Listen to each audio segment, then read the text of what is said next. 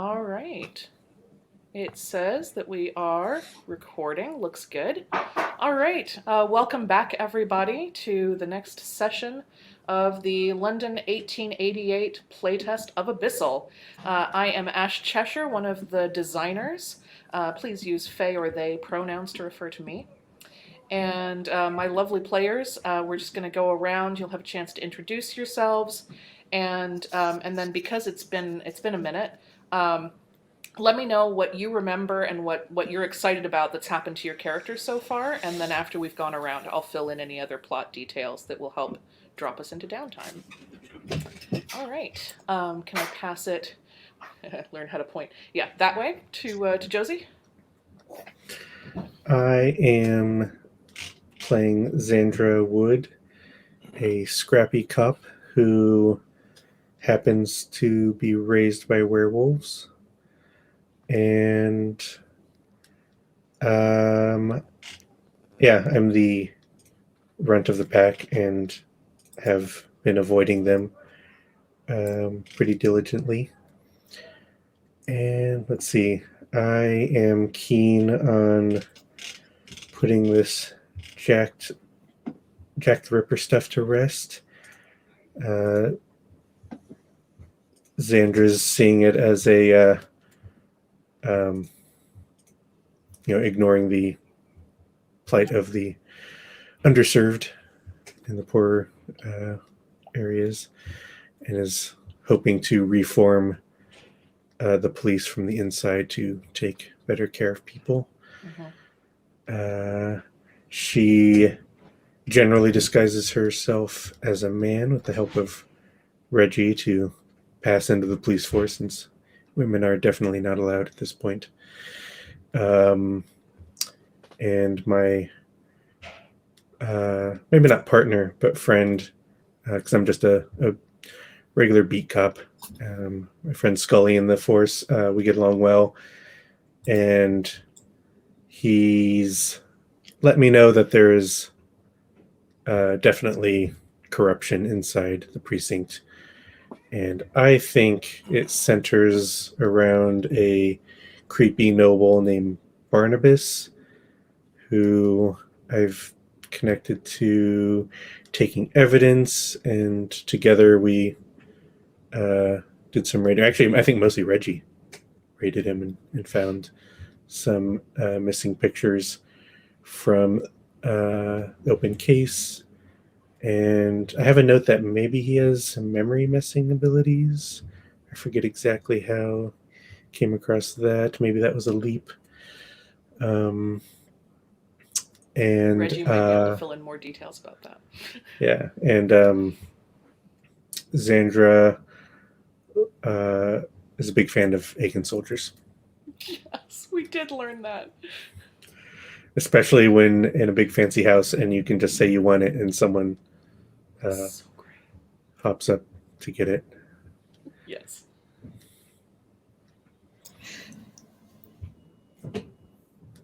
All right, you good? Yeah, go to Reggie. Nice, good point. I'm Ash Volcanic. I'm playing the part of Reggie. When referring to me, I use they, them. When referring to Reggie, he, him. Nice. So Reggie and Xandra took it upon themselves to charm the absolute pants off of the entire housing staff at the estate. And it was mostly accidental, but, pheromones, what you gonna do? So we asked around the estate various things. Pheromones. Hey. So we were trying to ask.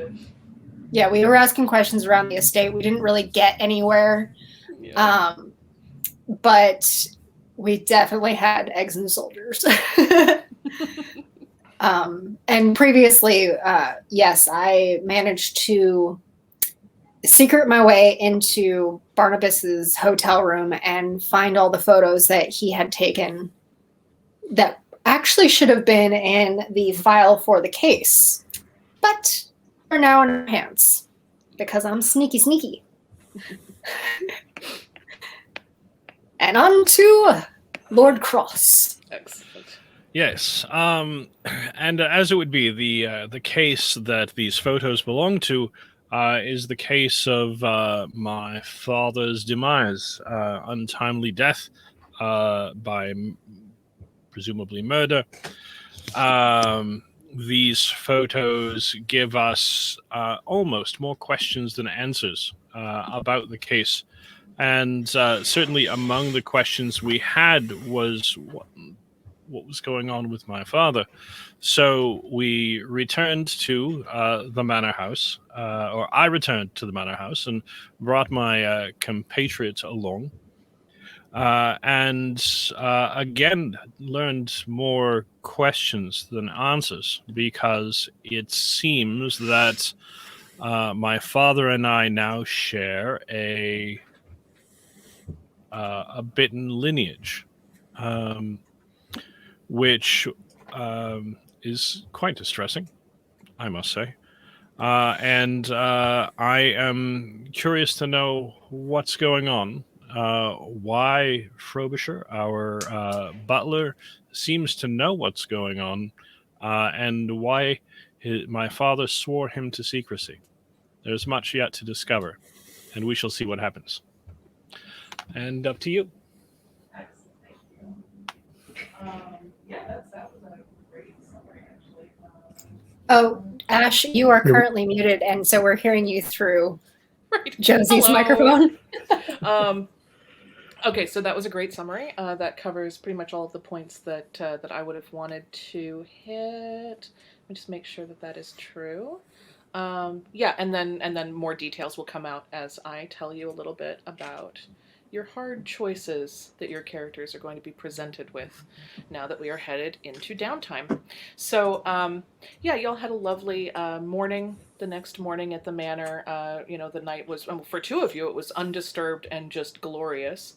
Xandra, what was one amenity or luxury that was in the guest room that you stayed in that she has never experienced before? What was one really luxurious, nice thing that you got to enjoy at the manor? Um,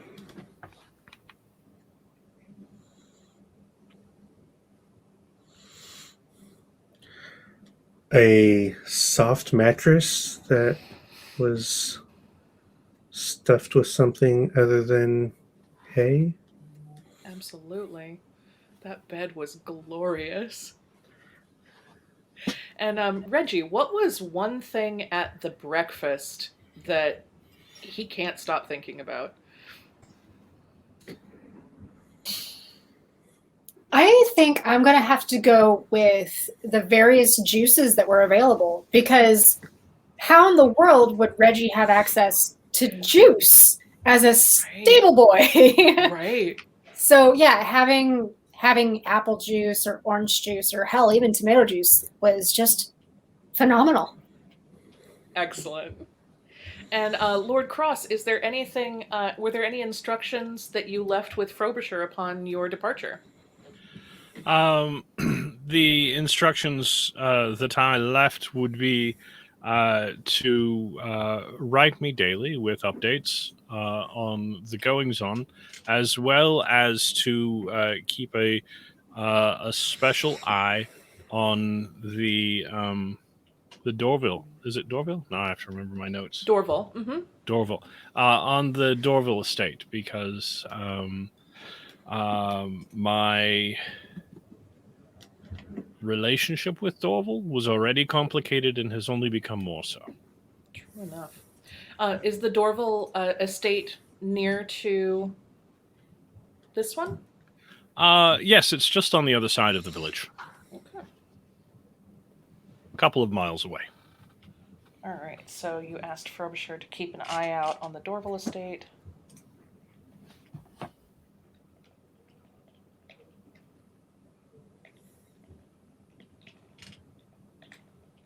And write you daily. Okay. All right. So y'all come on back to London, and you have, let's let's see. Yeah, you all have an opportunity to go back to your own places if you want to. Particular, let's see. Let's start with Reggie.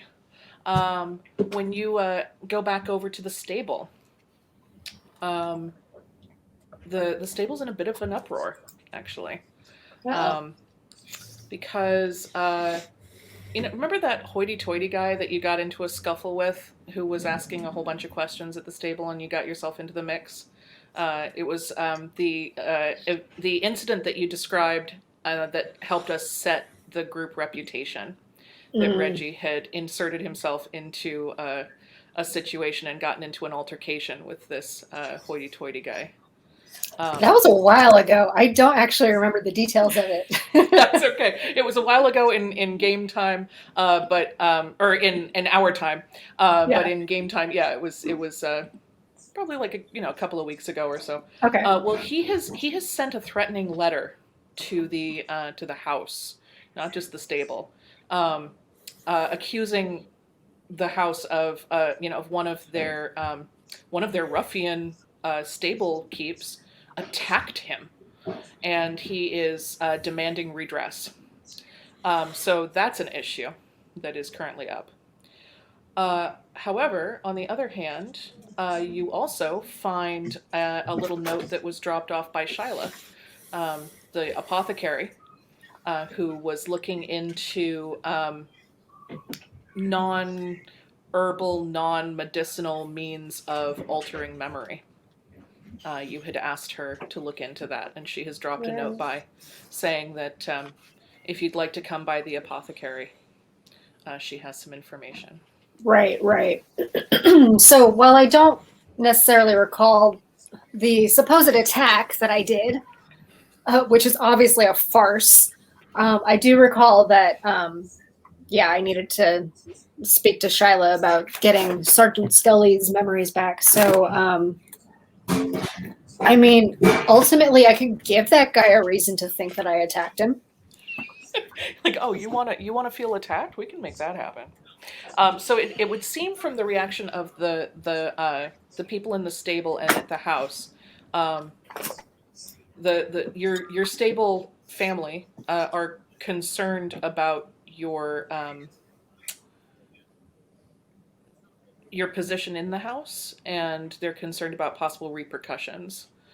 So that's the threat there is kind of on the human side. So because this is the first time we've done this, generally what will happen in Downtime in Abyssal is each of the characters is given a hard choice that will sort of pull you towards your human concerns or towards your abyssal concerns.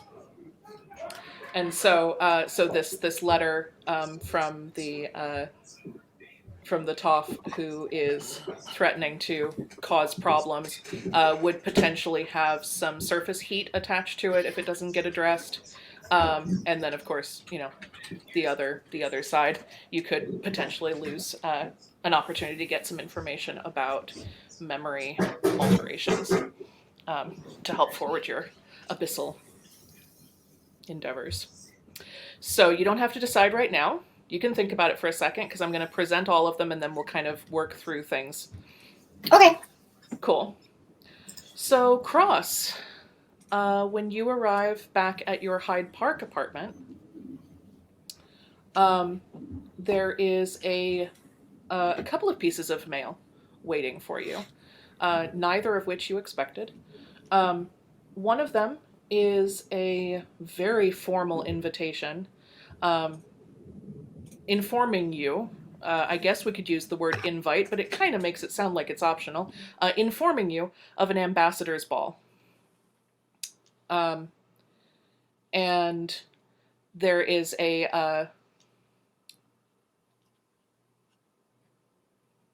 so there's an invitation to this ambassador's ball, which you know as part of your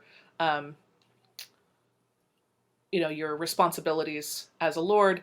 This is very much, you are expected to show up. There's almost certainly going to be some formal function that you're expected to fulfill, that kind of thing. There's also in your mail There's a rather grubby piece of paper in a very unusual handwriting, and it is addressed solely to the gentleman. Parens, yes, I know where you live, sir. And it's from Tupper, your informant kid that you made friends with. And he has scrawled you a little note to let you know that he followed around that strange man you asked about, and he will meet you at the usual place. Now here's the snag: he wants to meet you the same time as the ambassador's ball.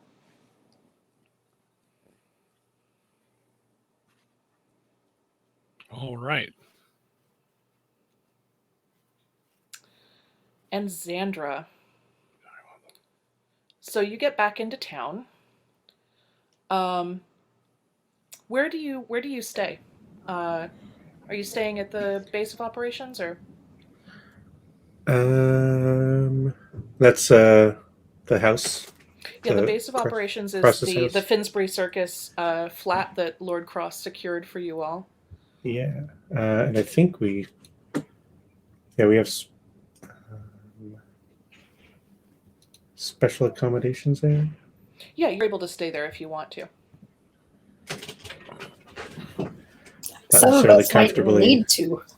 Yeah, in very short order, depending on how this next downtime goes. I was going to check because we don't have apartments checked, so it may not be comfortable, but it's probably better than the communal house, the London equivalent of a tenement. Also, probably better than a stable. Where does the rest of the pack stay? I'm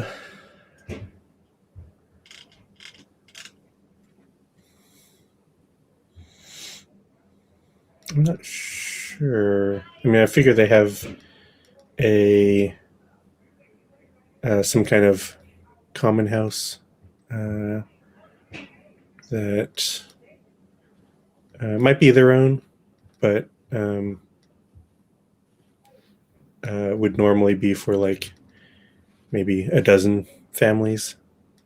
They've kind of either taken over or owned it or condemned it. Okay.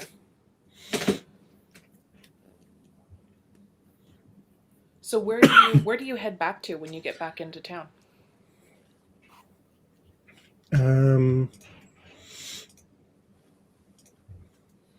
Yeah, I think I'll stay at the nice manor.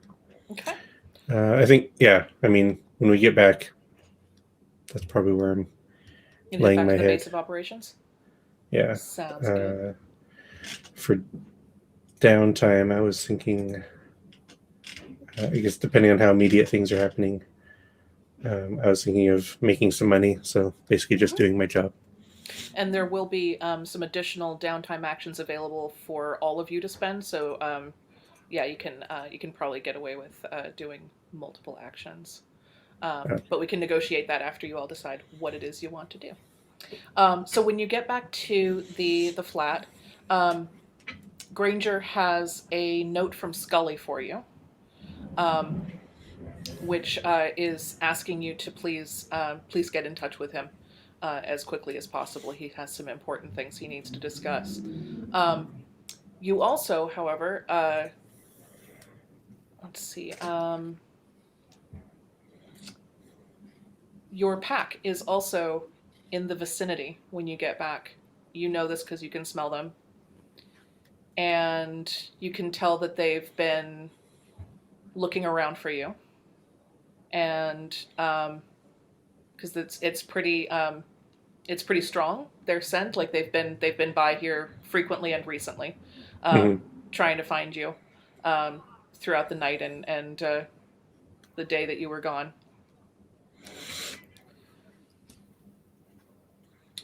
And you have a pretty strong sense. Your pack sense is kind of tingling that they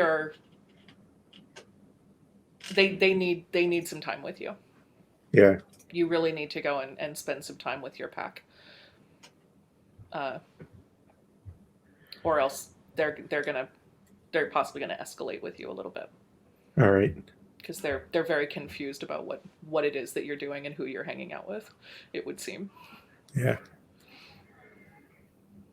i.e., not them, basically. Yeah, they may have noticed I was avoiding them in the park.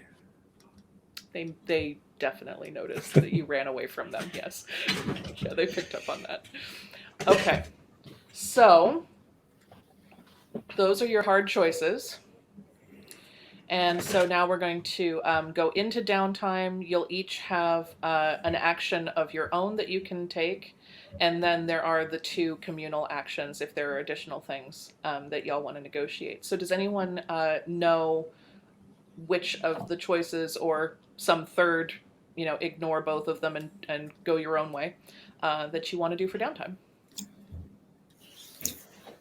Can I effectively egg that dude's house while heading over to Shyla's? So you want to egg the hoity-toity guy's house on Or yeah. pelt it with sheep shit. I don't know. Yeah, eggs are expensive. Yeah, exactly.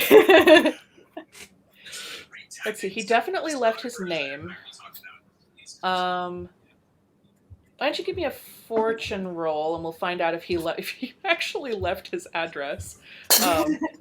So I'll give you 1 die for free, and I'm going to give you a bonus die because this guy is so egotistical. All right, so those are just 2d6? 2d6, and right. and we'll see whether you're able to figure out where he lives to just leave him an eggy message on your way to your other appointment. I got double 4s. Okay. So he did not leave an address. Let's say the letter mentions a club somewhere in the neighborhood. Like, it kind of mentions how he was embarrassed in front of his club friends. So you know of a club that he sometimes goes to, but egging it won't necessarily be clear that he's the intended recipient of your message. I mean, they're all a bunch of rich bastards anyhow. Okay. So what if I just leave a pile of manure at the entrance to this club? Yeah, that can happen. Okay. That's amazing. Great. Let me think real quick about if they have any kind of pushback on that. I mean, they almost certainly will. Okay, here's what I'm going to have you do. We're gonna try a roll for you to drop it and get away before anyone can do anything.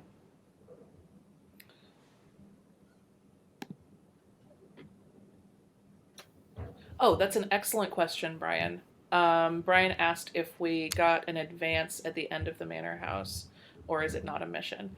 That was a mission. What do you mean by advance? Sorry. On the play sheet for the bitten, it says here, at the end of each mission, choose 1 advance. When you've chosen 6 adventures, you can uncheck and start again. Excellent. Yes, let's do those. So yeah, you all get an advance for sure. Because that was a mission, and dropping into downtime ends it. So, in addition to the hard choices, you also get to choose any of the places where you can add a tick. You can add a tick. Let me pull up my... All right. So while we look at that, I'm also thinking about... Let's see. Do you have any thoughts on what role you'd maybe want to do for that, Reggie?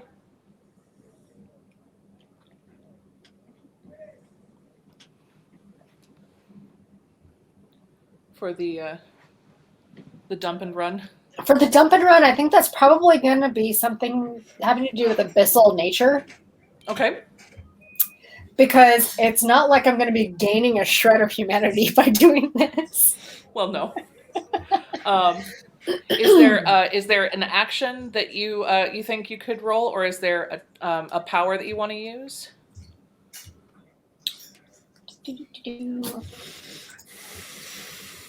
Powers. Can I just use any of the powers even if they're not checked?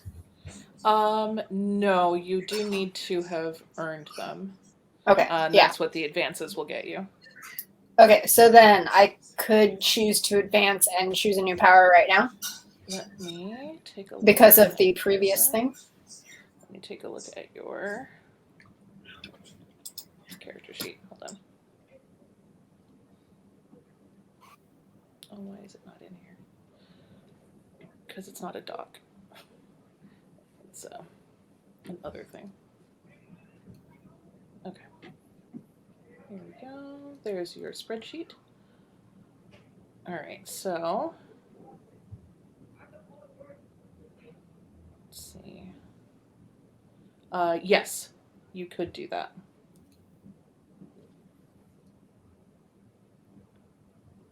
So which one would you like to take?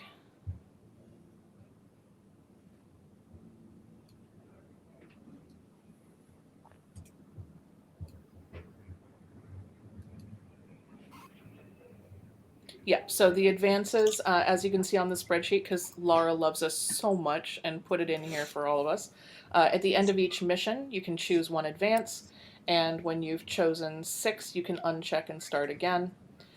So you can go ahead and check, gain a new special ability, and choose one of those. And then next mission, you just you can't take another special ability until you've done at least 5 other advanced types. Okay. So I'm choosing force of personality. Your Okay. desires are infectious. Humans want to do what you want them to do without any effort on your part. You don't even need to say what you want. Anyone in the room with you will automatically rush to satisfy your needs. I think that one is an abyssal power. Yeah. So those ones aren't available to you just yet. Oh. You'll have to Where the heck- stress yourself out and go abyssal. So You have under to special cross abilities, over the line. Oh, there's the advancement. There it yeah, the special abilities are up on the changeling. Yeah, you have to cross the line is. to get those really juicy powers. Mm. So that's part of my goal is to be throwing more challenges at y'all, so that we're going to be doing a lot more rolls in the hopes that maybe we'll build up some stress and knock someone over into the abyssal side. So that's how we get you those big ones. Yeah. Okay, let's see. Let's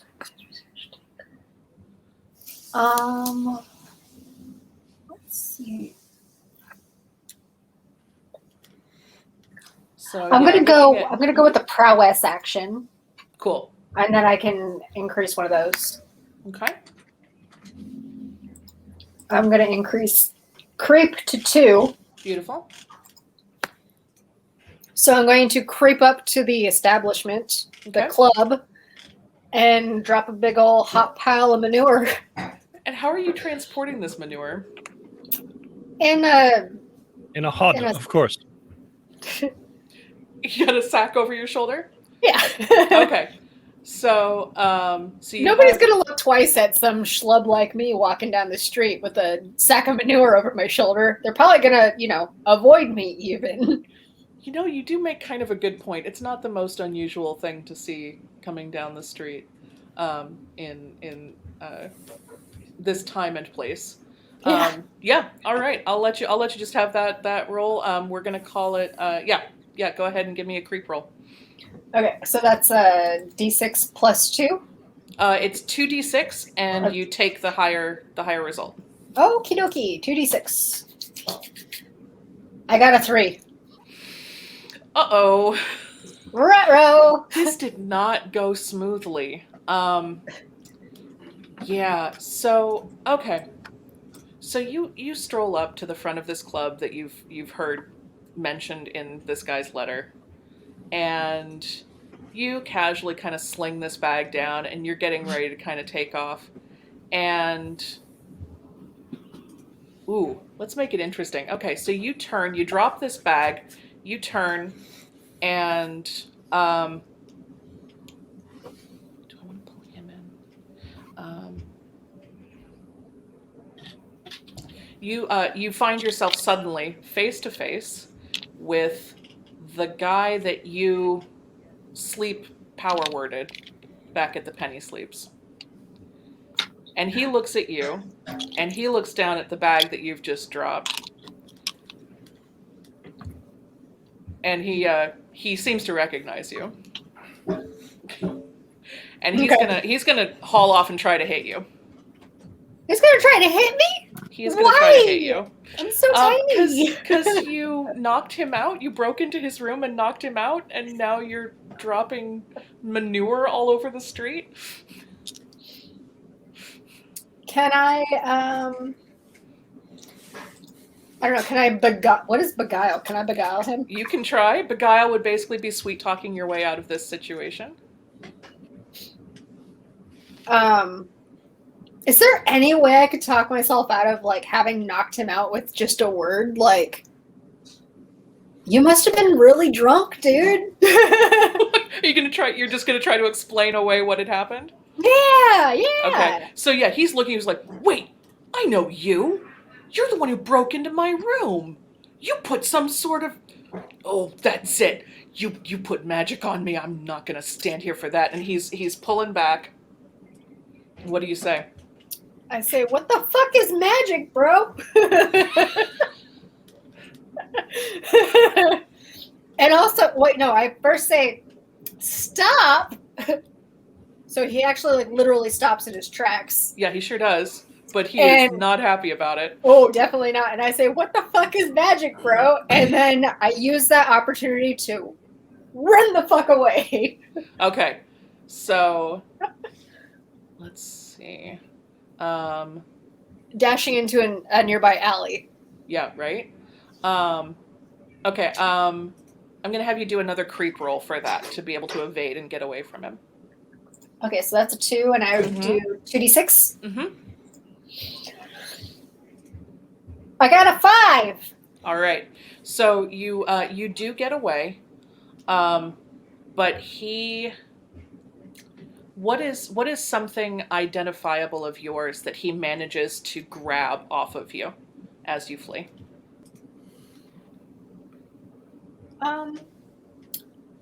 Probably a really stinky scarf from around my neck. Okay. Yep, that makes sense. All right. So he gets a very distinctive scarf. He gets a scarf that probably most people who know you would recognize as yours. Yeah. I'm the only weirdo that wears paisley in this day and age. Yeah. Okay. All right. We're going to jump over to someone else for a second. Let's see. Cross or Xandra, do either of you know what you'd like to do for your downtime action?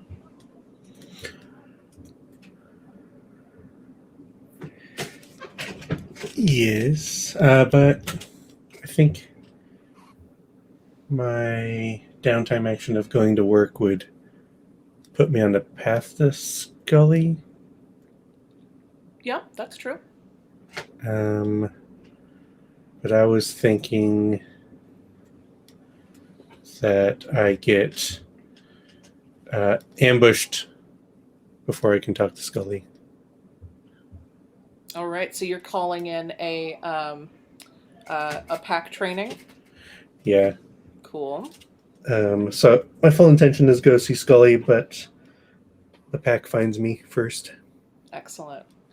All right, so for a reminder, that is your that's your special ability of. My faction benefit of Hazed and Confused. Oh, that's right, your faction benefit. Yes. Where they confused. Who wrote this? Beat me up or play fight, but leaving me harmed. Oh, whoops! This is bitten. That's why I'm confused. And those 2 dots, do they go into one attribute? Hold on. Sorry, I had to find your sheet. Which 2 dots? It says gain 2 temporary dots. Yes, right. Yes. I think this might be one of the places where we have some old verbiage. So this is good to catch. For now, I'm going to say that gives you one additional advance. Oh, okay. Because we don't do the dots in the attributes anymore. Okay. Wait, what? We don't? I don't believe. Oh, I thought it was an action. Or in so an advancement would essentially kind of replace. You were talking about like in Blades where there are the little flags. Yeah. That's what you were thinking of. I just interpret that as an action. So like. I'm still pulling it up on your sheet here. So hold on just a sec. Sorry. There it does say okay. attribute, which I think in Blades might be the bigger ones. No, sorry. Now that I've read it, you will gain 2 temporary dots in any attribute, and then those will go away at the start of the next downtime. Okay. Yeah. So those will be available to you for the next mission. Good catch.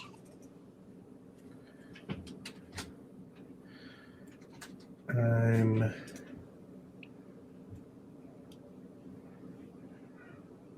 gonna add 2 to grapple, I think. Okay. Since I'm all riled up. So you're on Xandra is on her way. Or are you in boy mode heading to work? Yeah. Okay. So Xandra is on his way. Your pack knows about your glamour? Not that they won't recognize your scent, but it may be an additional conversation. I think I'll leave that up to you. If they do, they don't understand. Probably like I'm being a cop. They don't really understand why I'm putting on these pretenses. Yeah. Okay. We'll say that they know about it, but they're like you say, they're sort of like, well, can't you just like make them understand? Yeah. Yeah, that makes sense. What where do they how do they jump out on you? Do they jump down off of a building? Do they come out of an alley? Do you just suddenly find yourself surrounded by your pack? How do they come and whisk you away for some mandatory training? Yep, all of those. Yep, it's absolutely true. So you're walking along, and just a split second after you catch the scent of all of them and realize that they just let you catch it, you know exactly what's about to happen. What's the name of the pack member who comes right up to you with a big grin on their face? Honora. Honora? Okay. And so Honora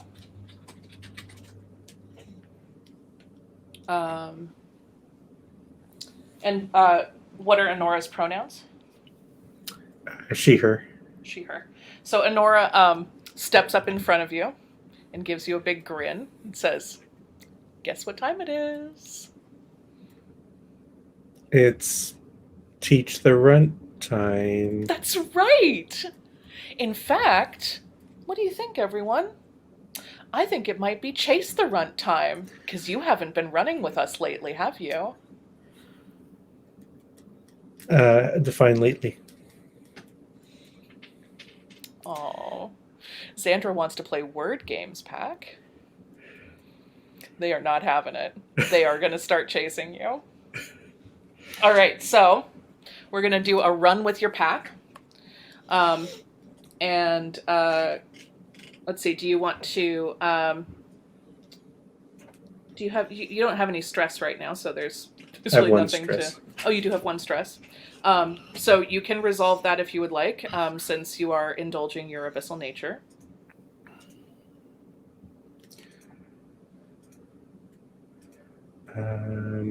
Is there still a risk of overindulgence? Since I'm not specifically indulging?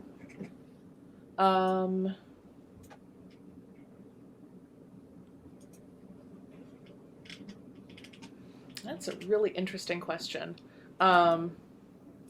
Because normally this would... I'm going to say yes. Yes, there is. Because that's more interesting to me.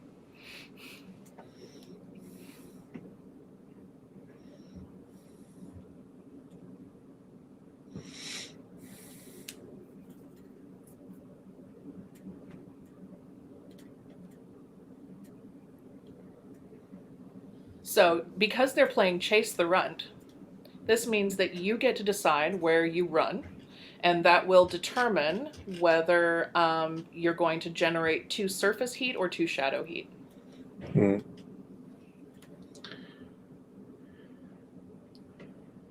Should I roll humanity first or run first? I mean, not rolling run, but decide where we're going. Why don't we decide first and then do the roll? Yeah.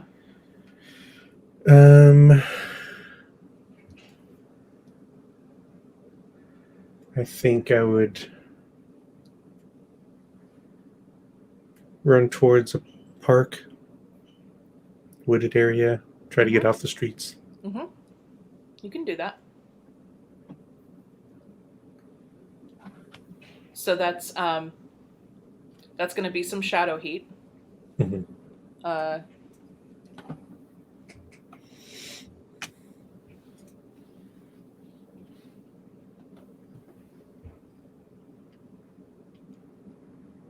All right.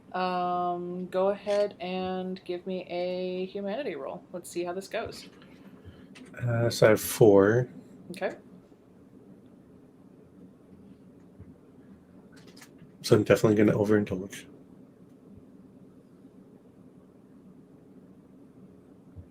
You're definitely going to? Because I only had 1 stress. Oh. Right? Does overindulge work the same as blades?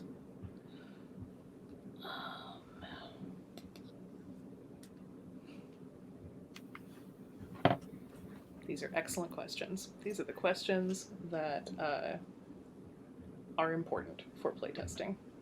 Actually, I don't remember really how it totals up either. Yeah. Just a moment. Let me take a look at my...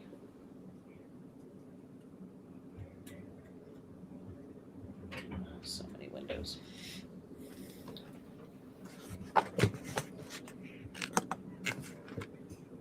And take a look at the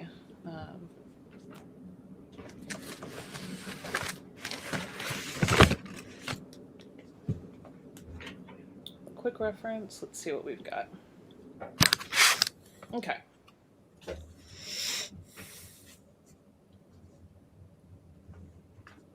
So,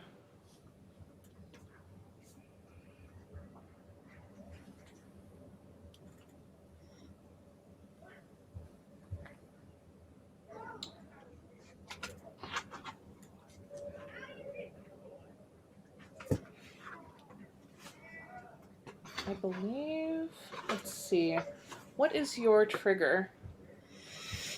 Your abyssal. If I overindulge with my pack? Right, right.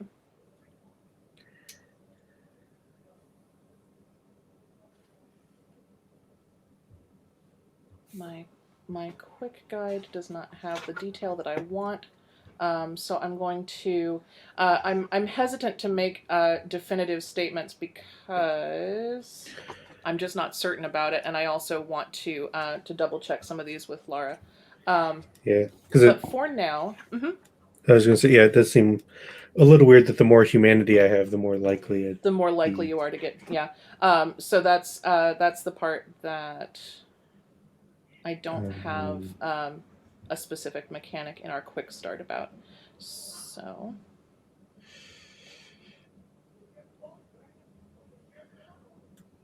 Yeah, because Yeah, because under the downtime actions, we do have that you you heal your result in stress. Because normally you would probably do this when the risk was a little bit, when you didn't have such a low stress.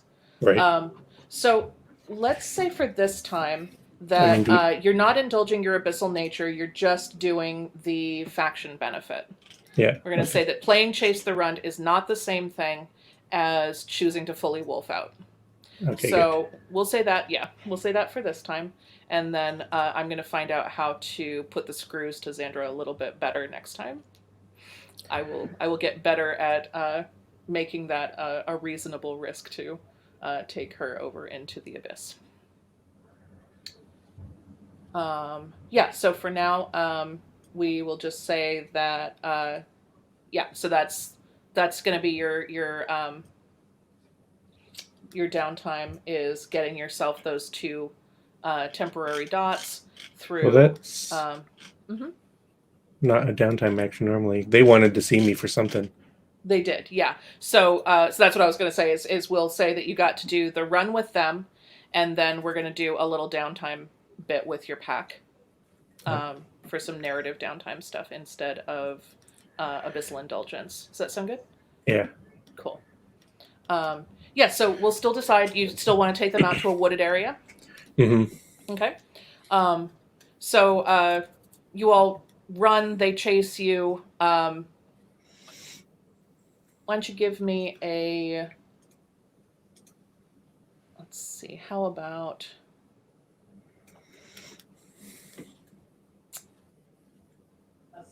a steer roll? All right. Unless you can Hmm? leading them to somewhere that you want to, and also kind of 3.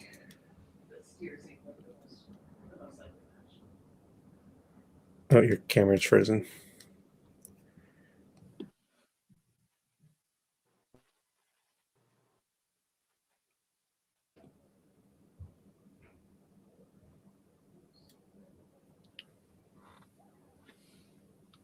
Video seems to be back. Okay. Okay, hold on. Hopefully everybody will come back.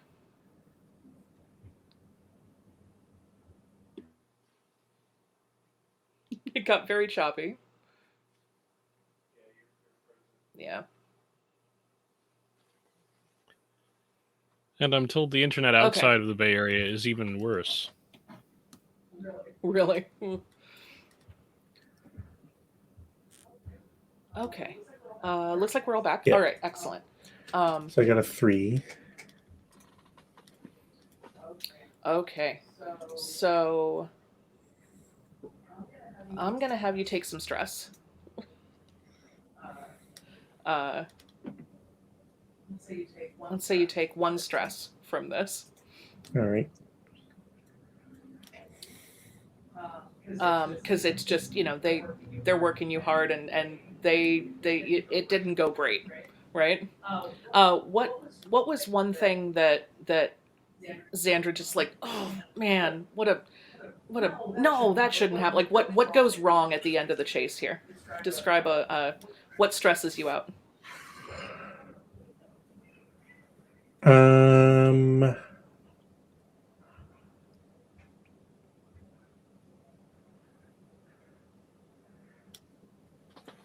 Let's see.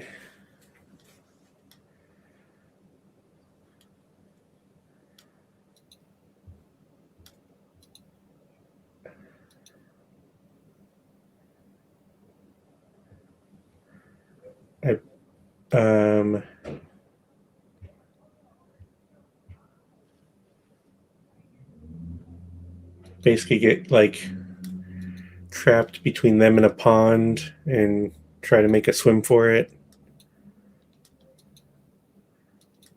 But they stressful.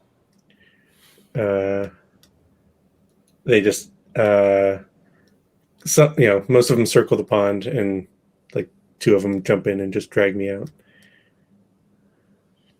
And at the end, I'm like, get off, guys! Ugh!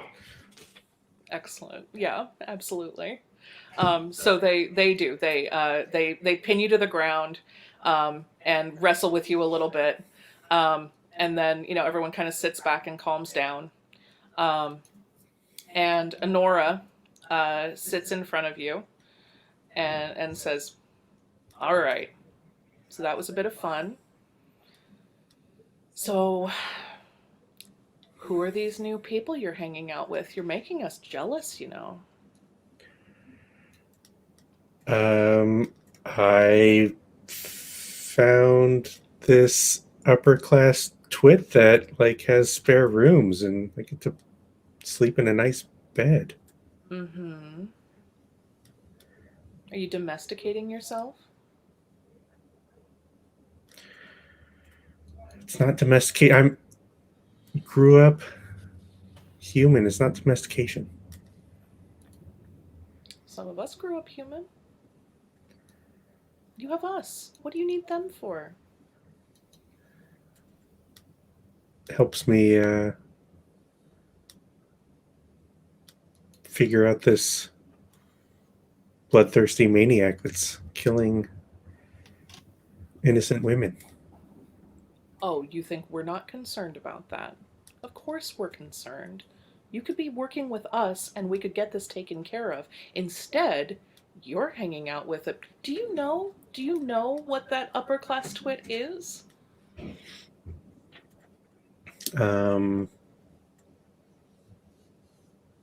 Pretty generous with his money. Do you know where that money comes from? No. You're hanging out with a bloodsucker, and we think you know it.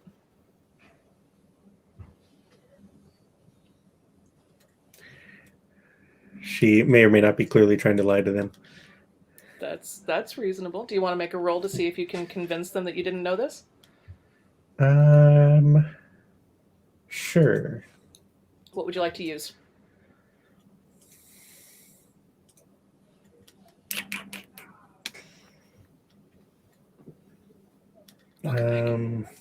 Beguile's probably the best one. Yeah, probably. To try to steer the conversation, but I don't think.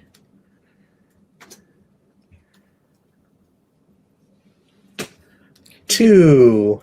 Okay. So they do not believe you. And let's see. I think I'm gonna have you take another stress as a negative consequence on that. Because it hurts. It hurts to lie to your pack like this. It really doesn't feel good. Well, what are you doing to find this Ripper guy? Well, we've been staying. First of all, we've been staying here in town, and we've been patrolling the streets, and we've been keeping an eye out, collecting information, tracking some of these humans.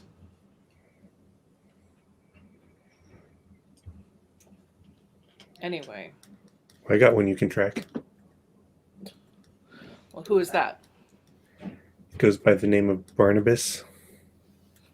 All right. Why should we be following that lead? If you want us to follow a lead, then you should come and work with us.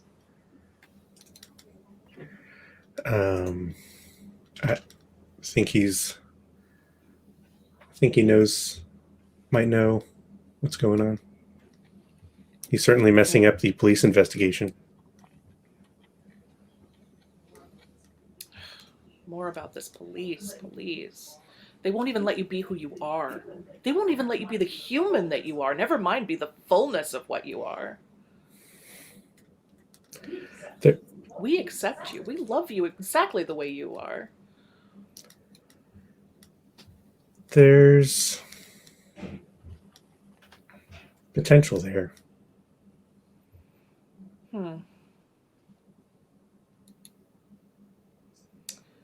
They are unconvinced, but since you've taken the stress, that's really the only negative consequence of this.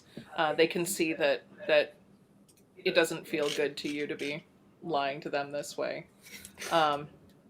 So the pack, unless there's anything else that you want to talk about with them, um, they're going to kind of shrug and say, well, we'll see you when we see you. We're going to keep an eye out. We'll talk again soon. You patrolling every night? Of course, we've got one or more of us are out keeping an eye out as much as we can. Just us? Just this pack? That's what I mean by us. Mm. I probably don't say this pack, but I say just Right, us. of course. Right, which they would understand to mean us.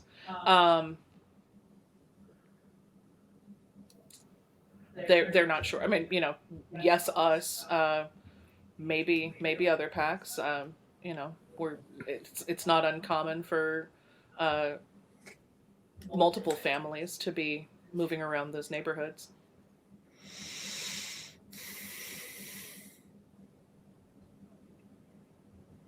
The family misses you, Xandra. And we love you. I can tell. Ow. Honora gives you a punch right on a place that she knows got a little bit bruised. Nice. All right, very, very good. Lord Cross. Indeed.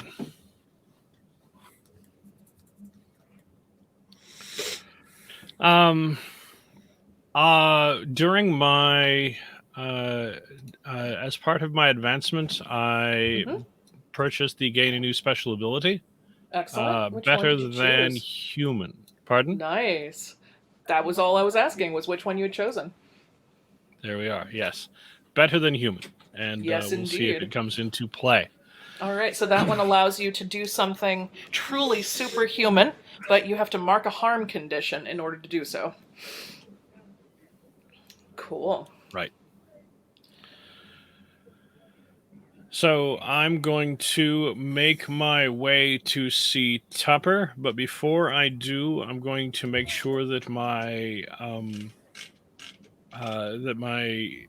that the appropriate suit and the appropriate wear are ready for me at Hyde Park, and that Frobisher stays home so that should I need it, he can dress me in a hurry, and I can arrive hopefully, and I can try to arrive late at the Ooh, you're going to ambassador's try to do ball. both.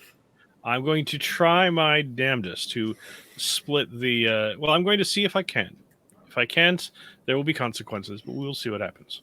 Indeed. I suspect right, that whether so- I make it or not, there may be consequences.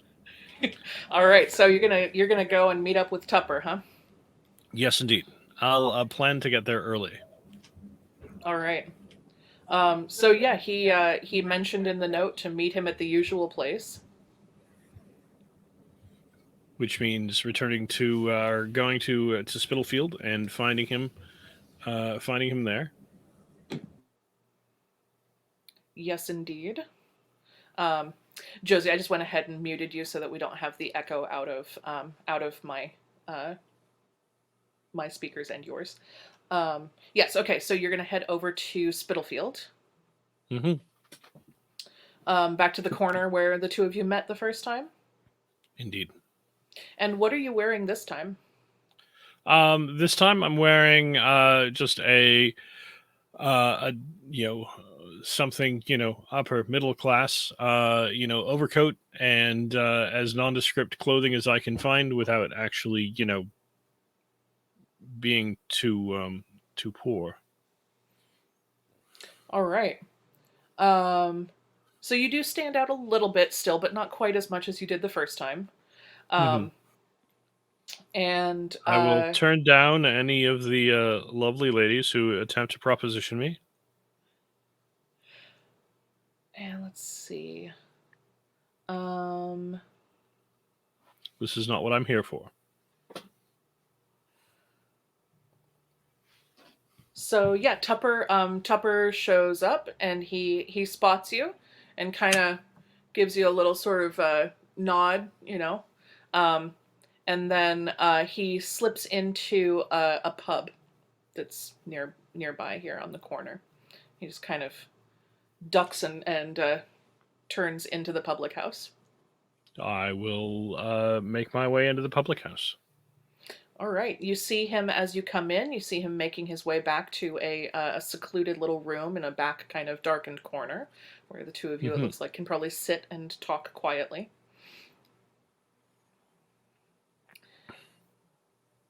Well, you got my note then.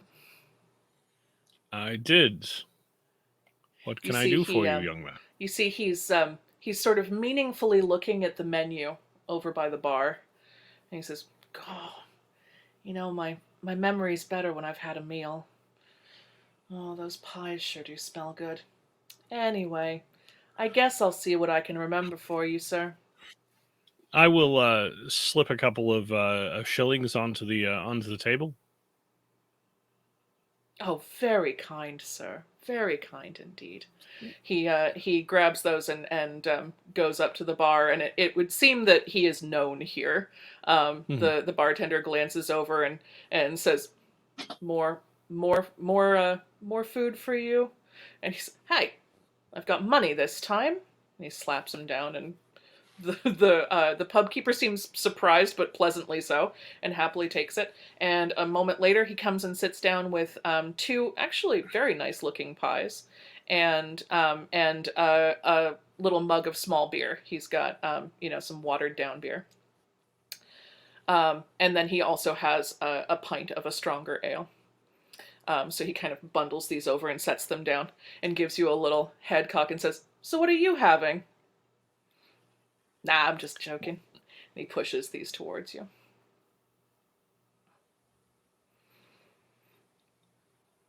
So he starts to tuck How, into the food.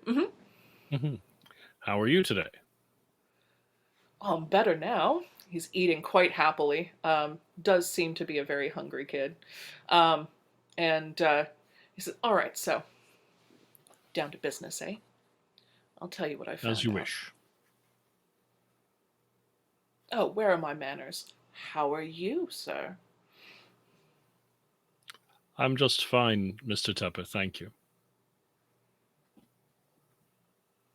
Down to business, as you "Well, say.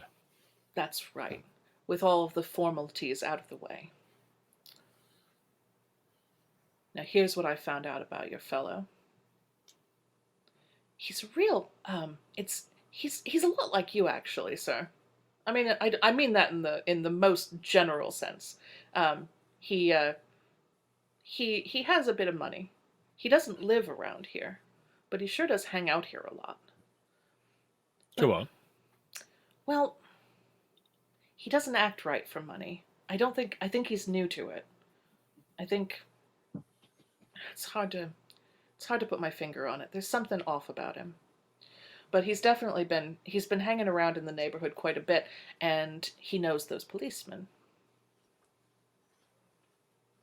How do you mean? Well, I see him talking to them all the time, and he's going in and out. He's allowed to come in and out of the police station as he pleases. Not many of us have that sort of privilege. Indeed, indeed. There's another pub that he likes to have his breakfast at, and he tells you, you already kind of knew this because Reggie had shared this with you, but he also found this information. Um, Corroborating information is useful. and and he does seem to. Tupper also tells you that he does seem to. He doesn't stay at the Penny Sleeps regularly. He seems to stay at different places around the neighborhood. He kind of moves around a lot. Um, and what was the third piece? All right, so we'll stay there for a moment. So that's what he has right off the bat for you.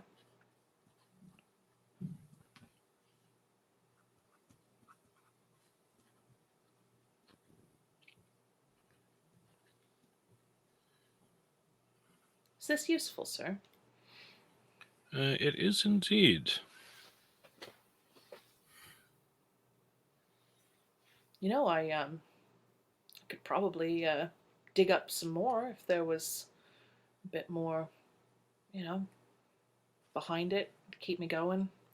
You know, it's It's hard to follow some around all the time when, I have other things I have to be doing. I'm a busy man, so. Indeed, young sir.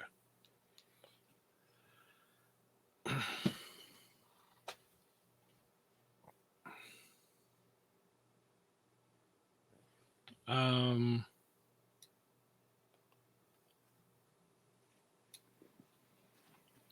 Would you like to try to get some more information out of him in one way or another? I think I might. I was actually just looking to see which of the skills would be appropriate for sleight of hand and such. Hmm. Um, there are a couple that I can think of. Can you make a case? Um, I mean, I can certainly uh, presume that, or make the case that sleight of hand is not necessarily about being quick with the hands as much as being able to distract. So, Mm-hmm. beguile would be my first thought. Yeah, beguile was the top one in my mind too. Absolutely. Okay. What are you hoping to uh, distract him from? I'm hoping to distract him from slipping. I was thinking to distract him from slipping some coins into his pocket, and then yeah. So, is there a reason why you want him to not know that you're giving him more money? Actually, I plan to, or my goal was to attempt to slip coins into his pocket, and then Mm. to direct his attention to his pocket. Oh, very nice. All right, I like this. Yeah, let's definitely do that. Um, yeah, go ahead and give me that roll, and we'll give you some advantage on the scene because he's certainly not going to resist, even if he figures out what you're doing. Right. All right. A 4 and a 4. Bleh. Okay, so yeah, you let's say that the consequence is effectively what goes a little bit wrong, and you end up not looking quite as cool as you wanted to.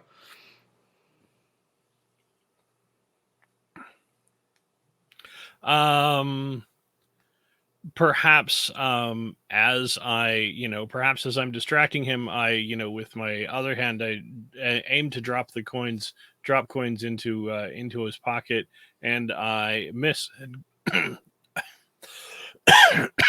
Pardon, miss, and the coins fall onto the bench seat instead. Absolutely.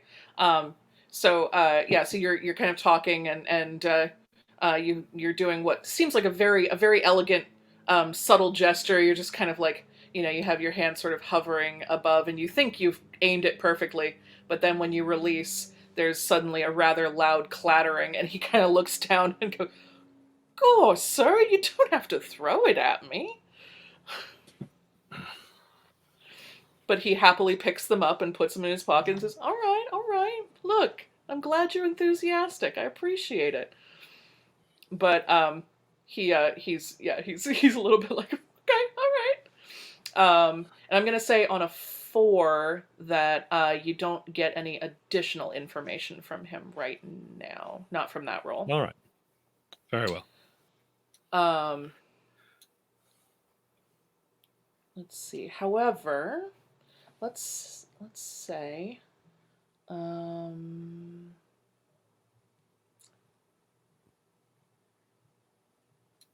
what? Okay, I'm going to think about that for a second.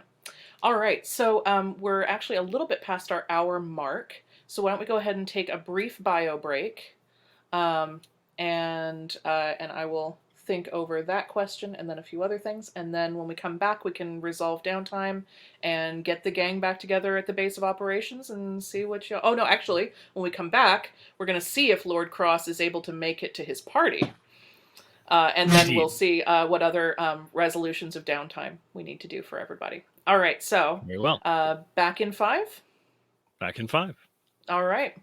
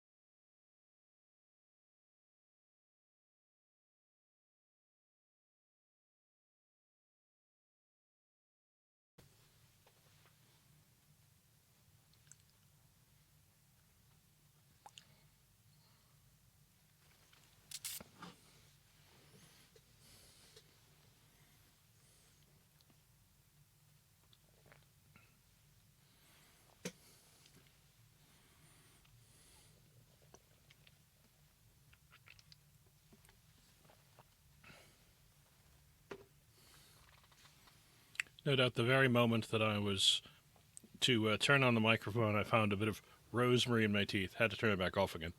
No worries. All right, welcome back, everybody. Okay. So,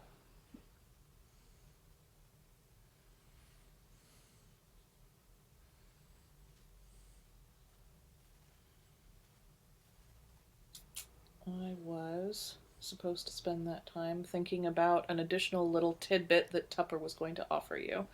Um,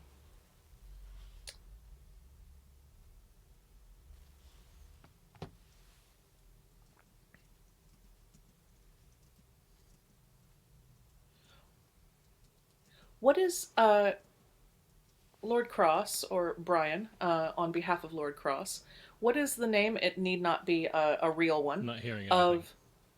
Oh. Can you not hear me? Hello? I can hear you just fine. Okay. Me too. Okay. Okay, I'm getting Testing. my test from the headphones tells me it's fine. Okay. I'm That's getting weird. sound through my headphones. You don't know, Am I Jack. the only one not hearing anybody? It seems that you're the only one, yeah. That's not gonna help. You can't hear me. Hold on. I can't hear anybody. Yeah, I know. Well, screw that.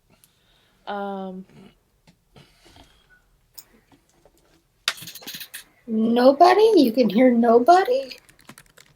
What? Yeah. We'll just keep trying while you try other things. Just keep swimming, swimming, Testing. We waiting on one? Swimming. Do.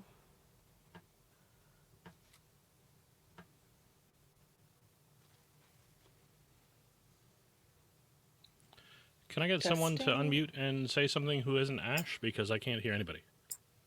There's 2 ashes. Either Ash, any Ash. And a non-Ash. What the fork? Am I going to screw things up if I reload my page? I don't think so. You still can't hear me, so it doesn't matter. But we'll just let you back in when you come back.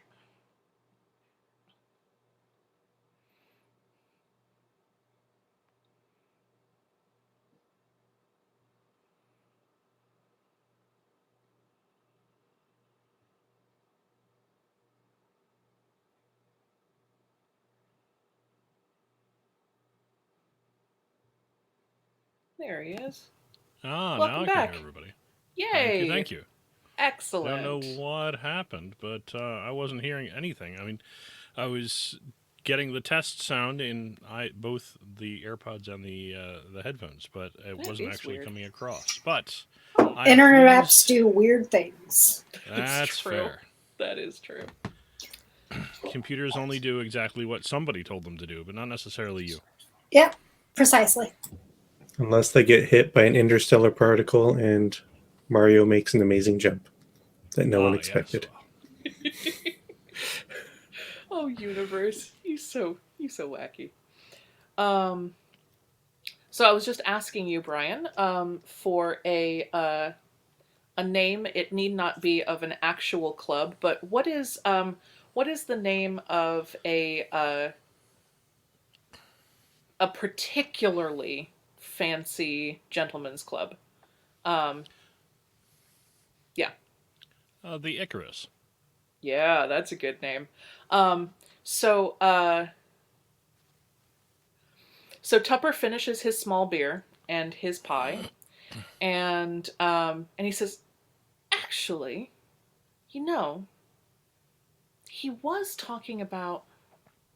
I overheard him talking about icky rats. Something about icky rats. He wanted to go and find some icky rats. He wanted to be in icky rats. I don't know, sir. Icarus, All perhaps? rats are icky to me. Sorry? Icarus, perhaps? Icarus. Could have been.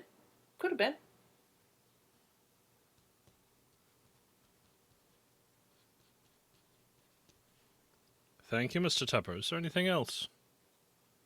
Oh, not for now, sir. Shall I keep looking? Feel free. And I He will. pats his pocket and says, I won't have to work for a few days on this. You have my do full know and undivided attention. if you have more information, you do know where I live, sir. Ah, that's right.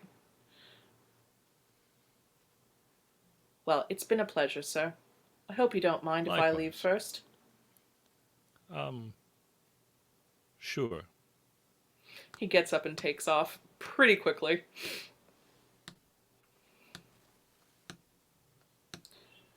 All right. Are you going to head back to the flat and see if you're able to make the change in time?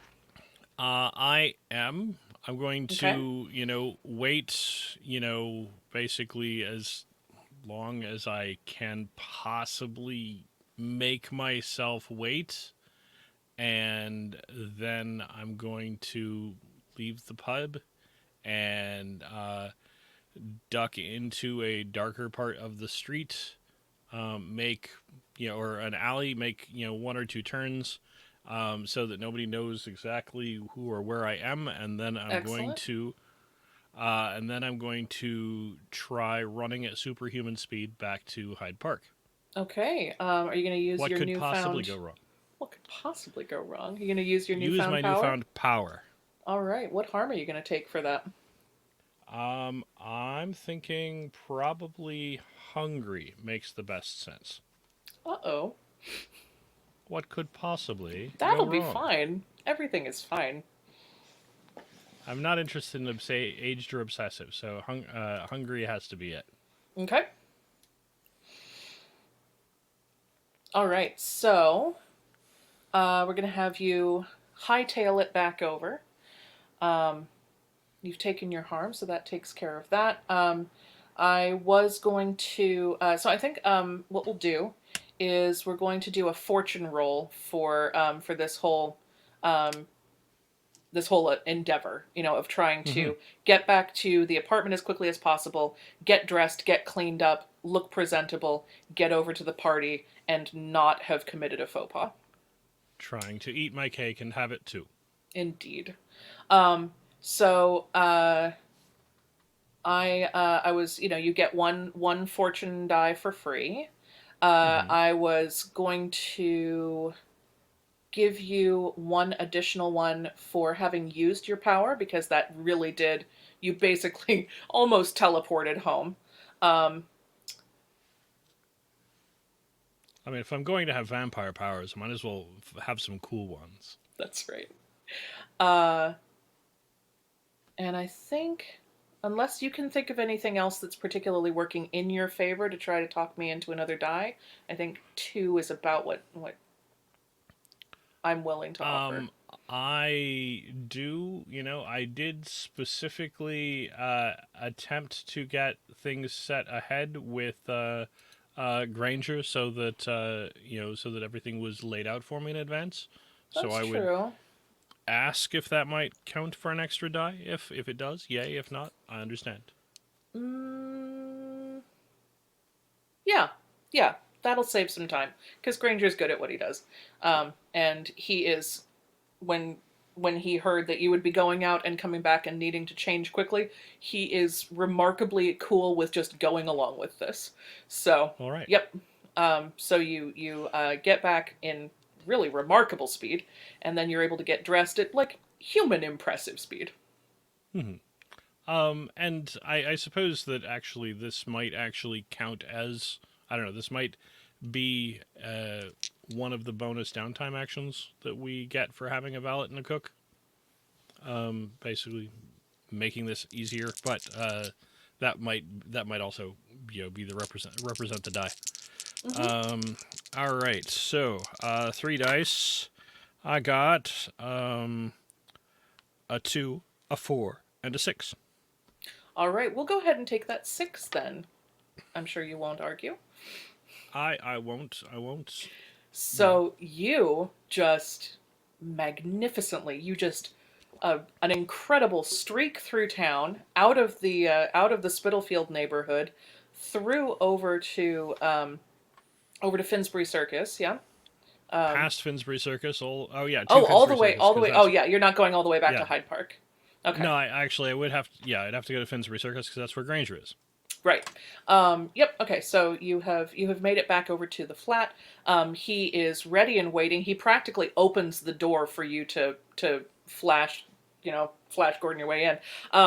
So you come tearing in the door, and he just, without a word or any question, he just is lifting things off of you, and it's just like the most incredible Broadway quick change you've ever seen. He is ready with everything. He's got the two brushes to smooth your hair, and he and finishes off by offering you the little box of pressed powder. You can kind of get a little bit of the sheen off of your face because you are a little sweaty.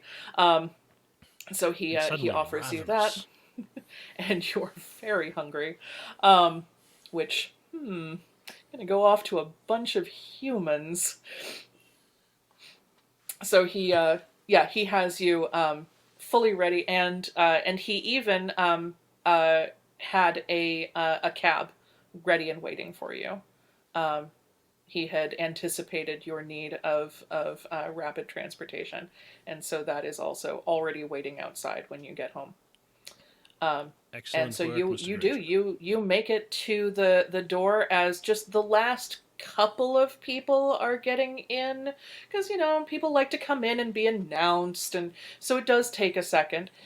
You Fashionably late. barely make it. You are the last one in line, but it is not apparent that that you pulled up to basically step immediately into the door.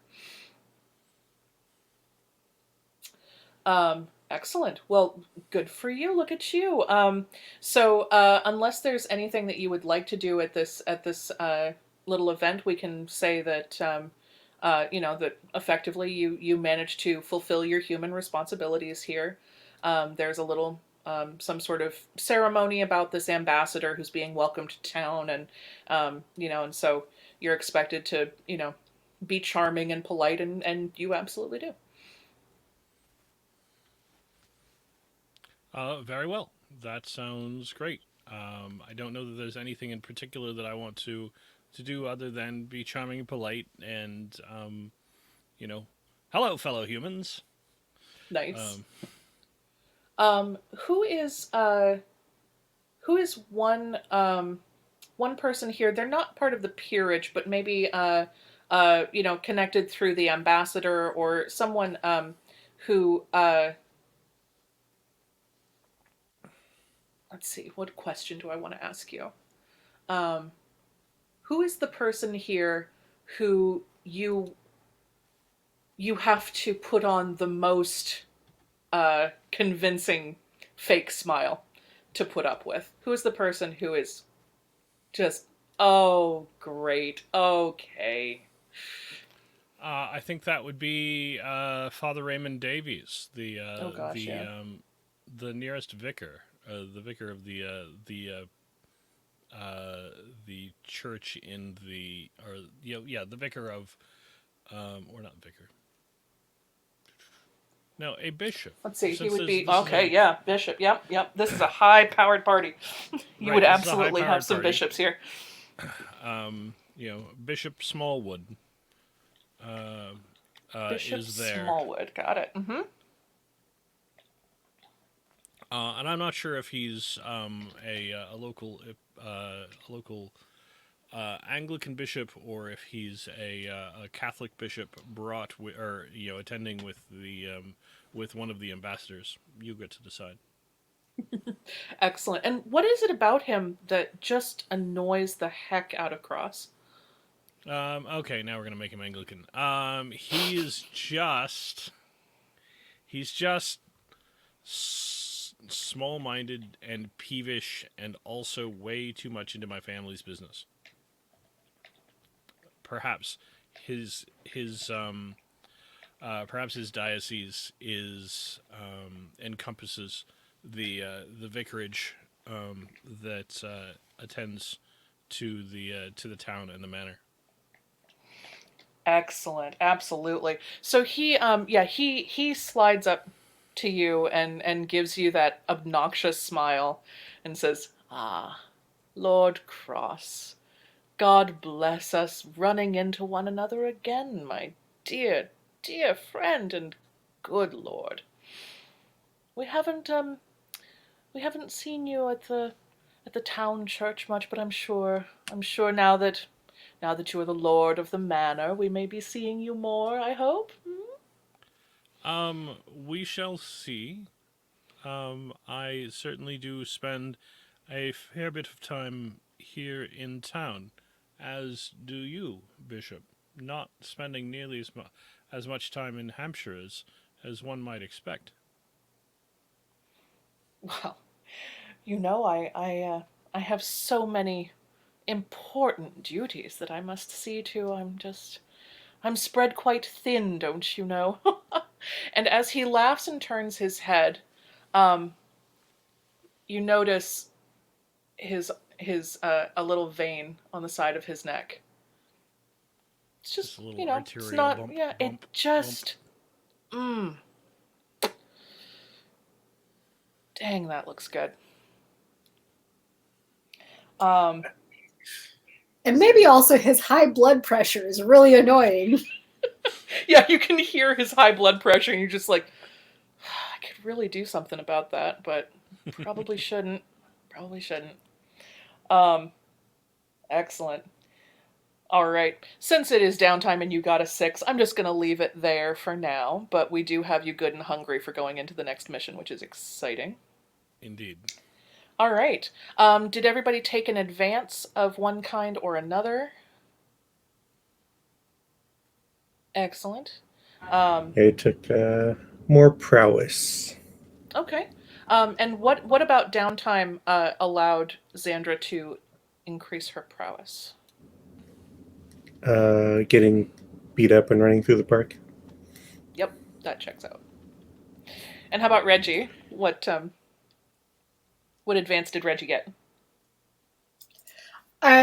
I'm gonna go with. I was able to be more creepy, and I should probably do my shenanigans at night. Totally. No more broad daylight poop deliveries for me. Yeah, you learned your lesson. Beautiful. And Cross, we heard about the power that you took, and so it sounds like it was sort of it kind of sprung up in you when you suddenly had this very urgent need, perhaps. What about downtime led to the discovery of this amazing strength that you have?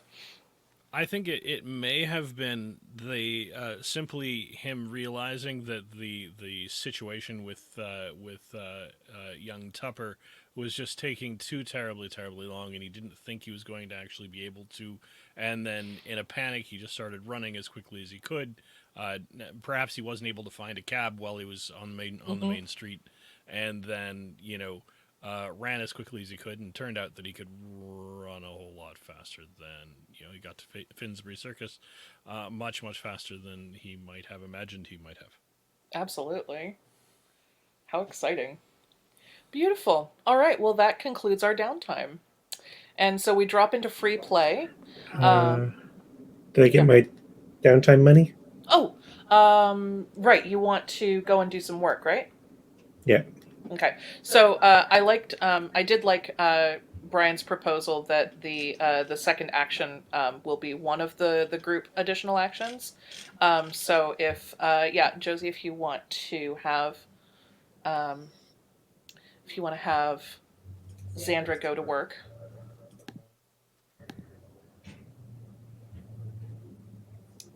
We'll say nothing nothing of great note happens. Scully is not in right now. We're gonna say that the two of you missed each other because you did decide to go with the pack and have them surprise you and do a full downtime action with them. Oh, he's working the morning shift. Yeah, yeah. So you work a shift. you get some money. You can fill in your checkbox again. For the first time in this game. Finally have some money. All right. So, yeah, we're going to drop into free play, and unless there's anything pressing that any of you wanted to do before the three of you got back together, I'm going to say we will advance in game time to the next time the three of you are at the base of operations together after these various experiences that you've had. Can I still make my way to Shyla and talk to her about... Oh, yes. Yes, let's do that. Because I know Absolutely. I got all tangled up in my shenanigans, but I Totally. did actually Yeah. have a mission. No, absolutely. We can do that. Yeah, okay. So, yeah, so you make your way over to Shyla's. Shyla's And, apothecary. And she and wanted to give me information about the memory loss stuff, She right? sure did. She sure did. And she did not want to write it down. She said you needed to come and talk to her about this because she was not going to put this in writing. Mm. So when you get to her her little stall, that wonderful little vine-covered stall that's kind of crookedly erected between two buildings, near but not really part of the street carts and vendors and things, she for the first time ever, actually, you discover how she gets in and out of here. The counter that you thought was built into the wall, she reaches under and pulls a little latch, and it swings open. It's actually a half gate, and she does this very subtly and like, get in here, just get in here. Scramble, scramble, scramble. Yeah, and she closes it, and then the shutters go closed, and the like, closed for business, not here right now.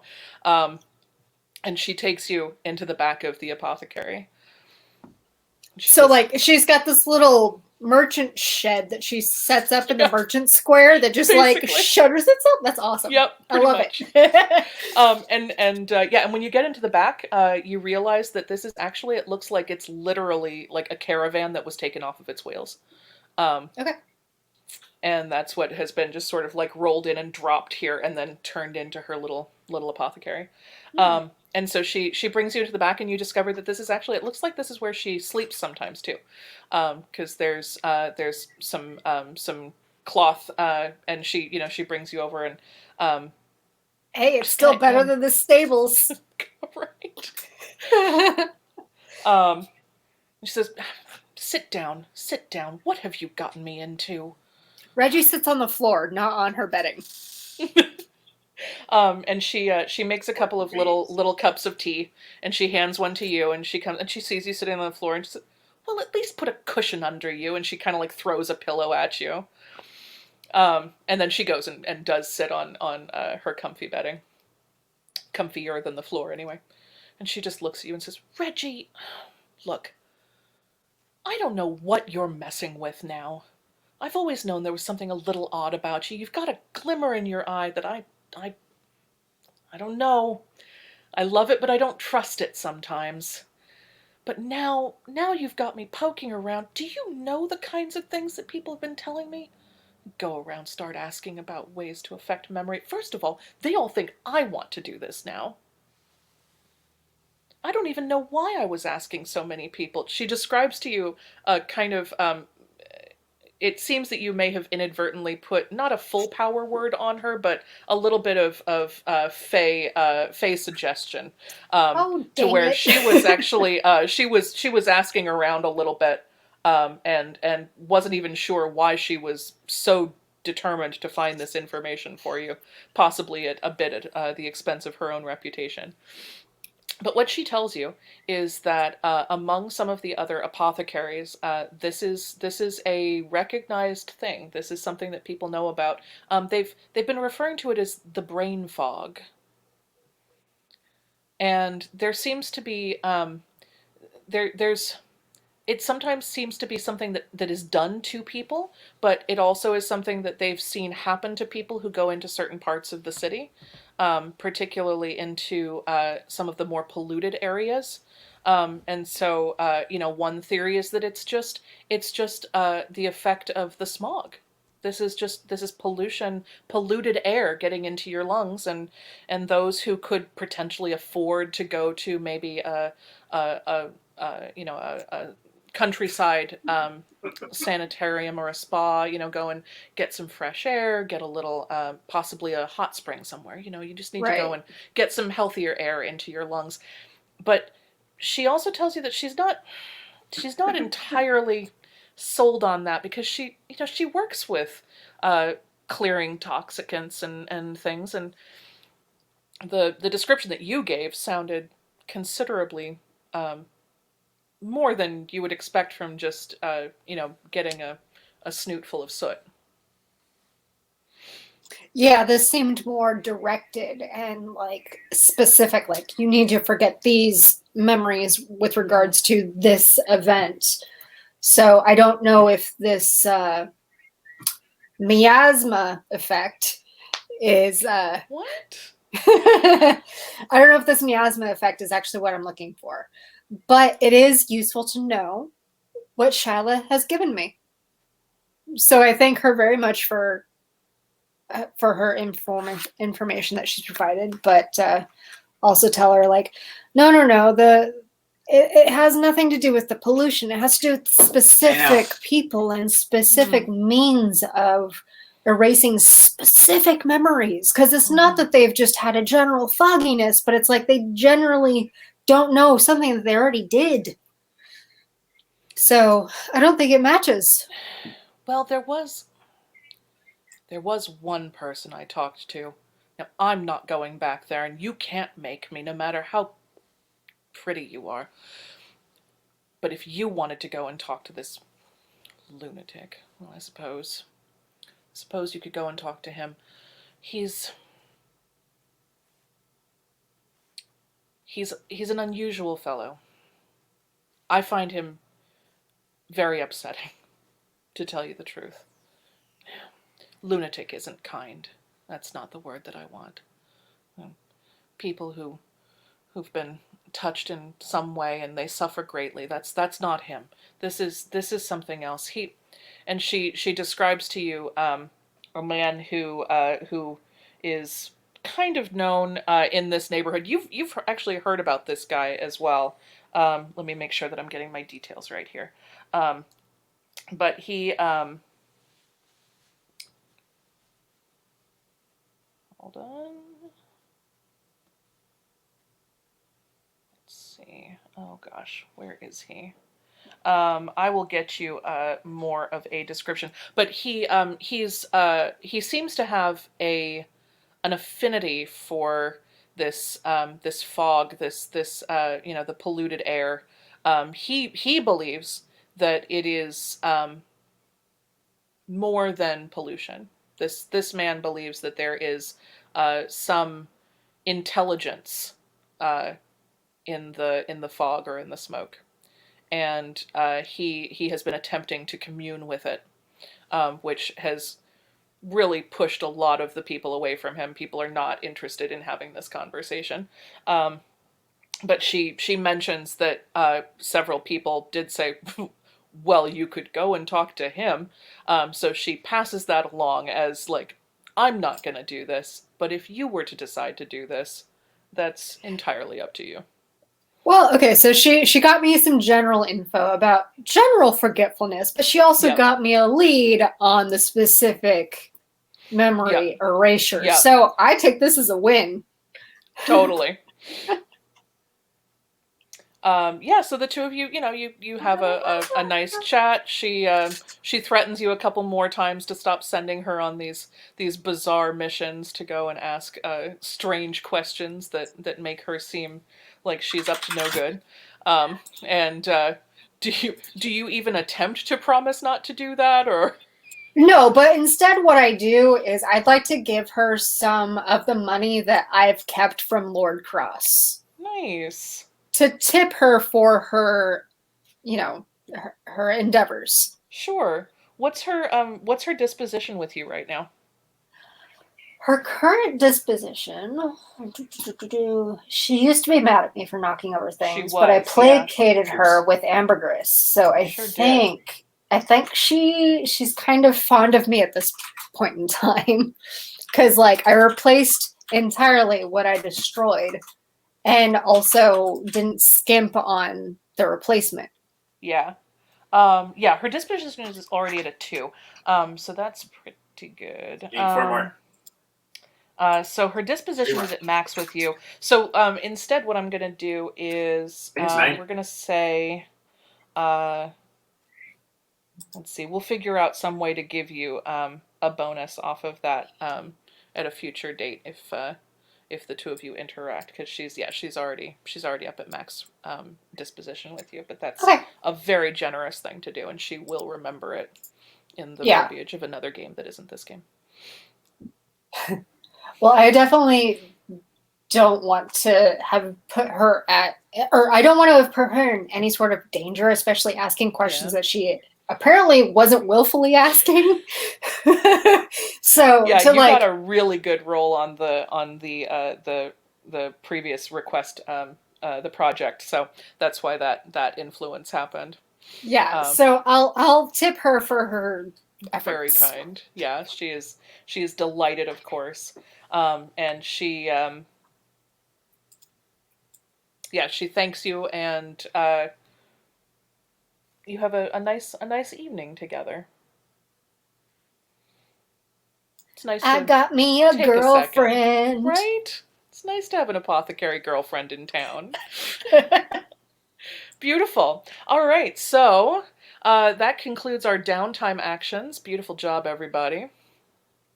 And fast forwarding in game time to the three of you gathering together and sharing the townhouse. as much of this, back at the townhouse. So go ahead, and I'm gonna let y'all discuss amongst yourselves what you think your next steps might need to be.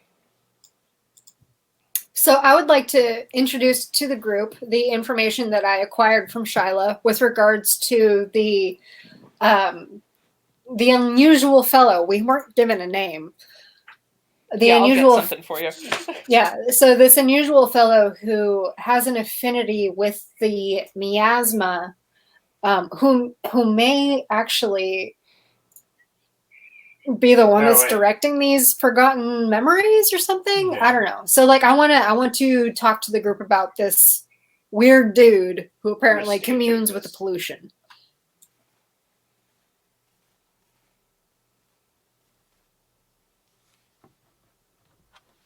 And specifically, the man in the yellow mask is his name. Oh, nice. The man in the yellow mask. Yep. She described to you that he claims that he is some sort of priest, and he attempts to follow the smog, and he claims that he can translate its demands. He wears a yellow plague doctor's mask. However, the fog dissipates rather readily in his presence. Does it dissipate, or is it absorbed into him? Because given his plague doctor's mask, he might just be snorting it all up. So she tells you about this very unusual character. This mask, and okay, that's really cool. Yeah, so I would relay this information to the group, specifically with regards to Sergeant Scully and his missing memories, and it might also have something to do with people not knowing what happened to Lord Cross's father. Mm-hmm. Let's bring it all together.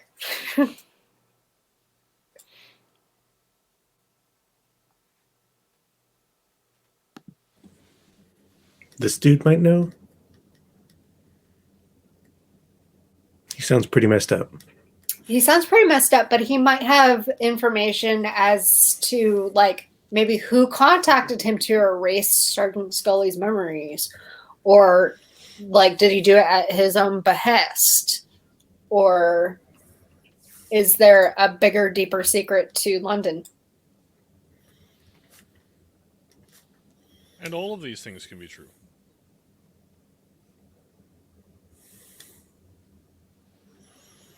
Very interesting.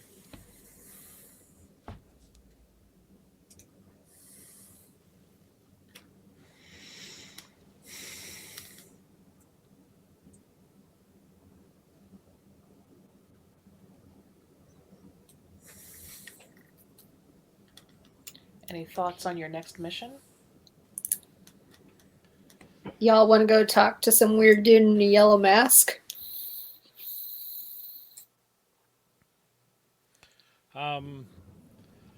I am curious to know: are either of you familiar with the an no, I can't remember the name of the word. I don't want to say organization, an establishment. That's the word, an establishment. Are either of you familiar with an establishment known as the Icarus Club? Is that where I dumped a pile of shit earlier today? Let's see. He was worried about being embarrassed at club. Let's do a fortune roll for that. I'm gonna have Reggie do that roll since you're the one who did the dumping. And I'm gonna give you 2 dice for that. Okay, 2d6. Mm-hmm. Rolling. I got double 3s. Okay. No, it was not the Icarus. It was another club that's a little bit closer to your neighborhood. It's not quite as upper class as the Icarus. Okay, so the Icarus is a more hoity-toity bar than the one I dumped shit in front of. Yeah. Got it. Yeah. Yeah, the Icarus is like a top tier gentleman's club. And the one that you dropped manure in front of is fancy, but it's not the Icarus. Xandra, you might be aware of it though, through your police work. If you want to do maybe a research or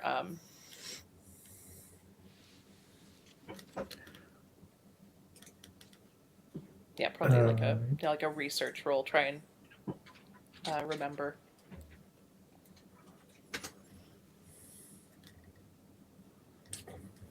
Nope. 3. Yeah, no, nobody's heard of it. Cross. Okay, very curious. Would you like to do a research roll, Cross? You would have an advantage yes. due to your station and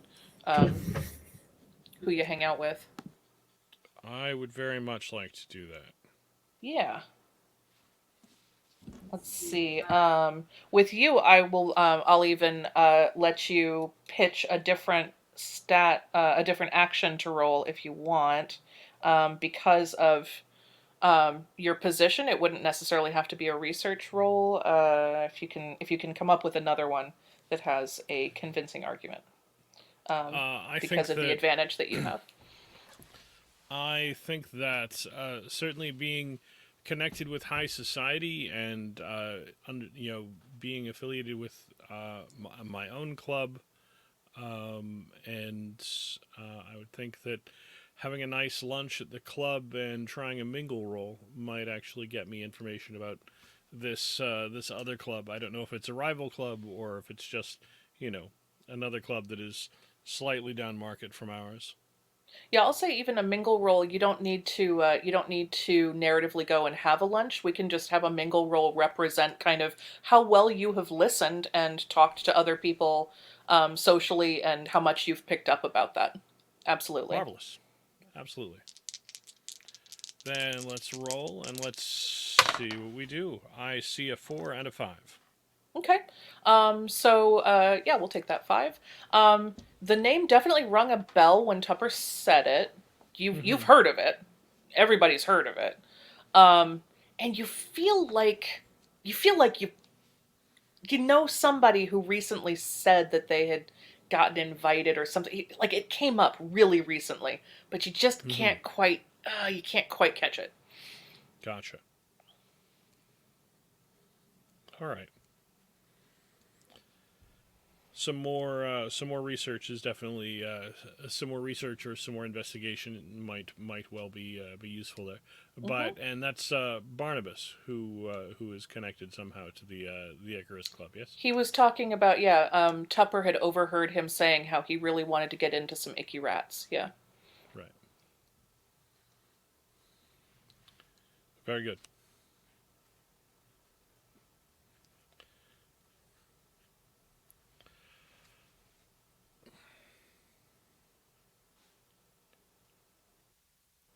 So what are the open leads right now that y'all are thinking about?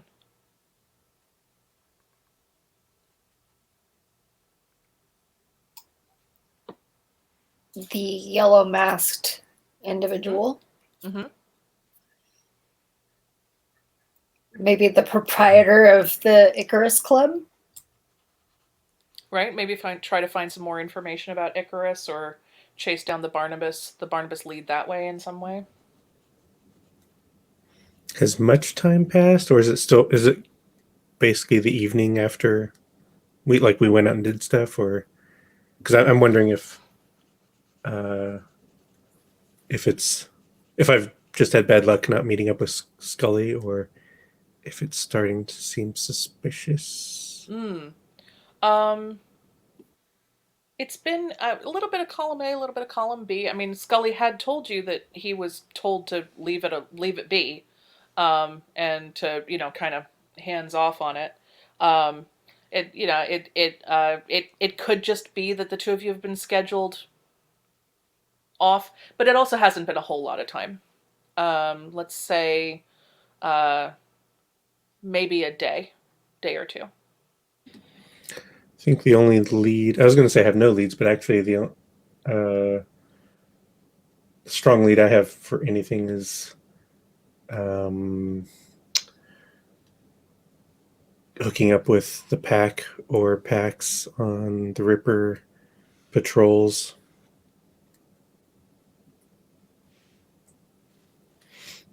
And to help forward your personal project, or I think partly would potentially feed into building an orphanage of having a more community-minded and safe neighborhood. and they might have seen or heard other things as well. So there's a possibility that could also connect with other things. But yeah, that one's primarily tied to the desire to clean up the neighborhood and start moving towards a safer neighborhood here. Yeah, I don't know if that's it doesn't seem as connected to anything that we're actively. It's pursuing really again. relevant for Xandra, so it's worth having her put into the conversation for sure. All right. It is 9, so we can either hold on to these if there's not a strong consensus right now about what y'all want the next mission to be. How are y'all feeling? I mean, I'm interested in finding more about the mask guy. I'm not sure if. Yeah, I agree. Yeah. Seems like the two big project leads that are pretty strong right now are, you've got a lead on the The man in the Thank yellow you. mask and the Icarus Club. Yeah. And both of those are kind of tied to Barnabas, but in different ways. So Let's get that dude. So the man in the yellow mask would be following the lead of potentially who or what has been kind of covering up Barnabas and maybe others' tracks, possibly tying into what Scully had mentioned, that there seems to be some kind of cover up or something happening. Versus the Icarus lead might be more directly trying to find and confront him. Which of those do y'all want to do next time? Let's track down and beat up Barnabas. What do you think, Cross? I don't know. Oh. I'm just kidding. But No. I am not certain that beating him up is going to get us our goal, which is understanding who he is and what is his part. Well, I think Reggie's being a little bit colloquial there. What he really means is pin him down, grab him by the throat until he fesses up. And that always works. I mean, it's pretty old. sorry about the background noise. No worries, no worries. Okay, so it sounds like y'all are leaning more in the investigate the Icarus Club. Am I hearing that right? So yeah, so Barnabas has a connection to the man in the yellow mask, possibly. That was there was I'm just gonna mute you real quick, thank you. There was the discussion with Scully when he came over to talk to you about all of this, and then he was repeating himself about Barnabas, and he seemed everything else he was very lucid, and then all of a sudden when he was trying to talk about that person specifically, he got a little glitchy, and it caught your attention. And so Reggie had asked the apothecary if there was maybe some herbal or medicinal way that someone might be able to target memories, and she had confirmed no. And so then she had asked around, and so that's how that lead came back to you, was about other people saying, well, I have heard of sort of targeted memory effect, but I've only heard about it from this very unreliable witness. So he is your very unreliable witness. Okay. Oh yeah, I forgot the memory stuff was connected. Yeah. Yeah, I think the Icarus Club. It sounds like the crazy street preacher might be, like, at least right now, a bit of a stretch. Very well. Icarus Club it is. All right. So in 2 weeks, we will gather here once more, and we will prepare to have the crew go and see if you can sneak your way into a fancy club. Ooh, I've got Arr. secret ideas fancy already. clothes. Secret fancy clothes. Secret fancy clothes. I have a feeling that our changeling might be about to really come into his own element. Indeed. Marvelous. Well, thank you all so much. This was wonderful as always. The sunglasses, yes. Reggie rolls up and is just like, I'm ready for an evening at the club. All right. Well, thank you all very much. I am going to go ahead and end our broadcast here. And to any and all who are watching this in the future, thank you as well. And good night, everybody. And Good night, good night. Rawr.